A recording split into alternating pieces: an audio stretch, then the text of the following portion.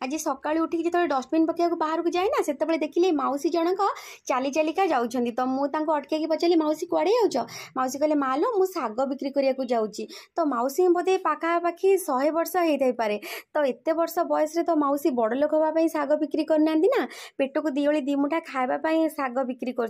तो जो आम गरम रे बिना एसी रे रही पारुने से देखु माने गोटे 100 वर्षर गोटे वृद्धा जी की माने पेट पाई देखु माने शाग बिक्री कर चली चलिका मते तो देखिकी बहुत ही दुख लगिला तो मौसी सहित मु किछि कथा भी केते कहला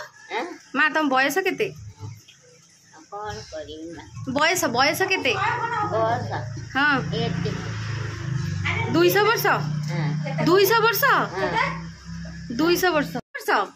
100 वर्ष 100 वर्ष 100 वर्ष हेलानी 100 वर्ष बयस रे तुम चली चलिका एते बाटरो आसीबो नई सेपारी नई सेपारी ओहो बांकी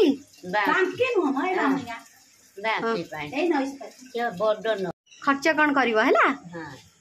जिते बड़े आसो ये घरटा आसो कह डाकीदेवा को डाकीदेवे है कौन खाईदेव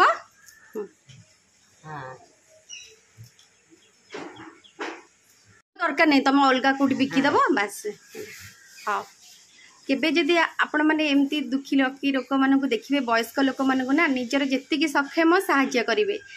आमर अल्प किसी साहाय्य बहुत किसी खुशी मिल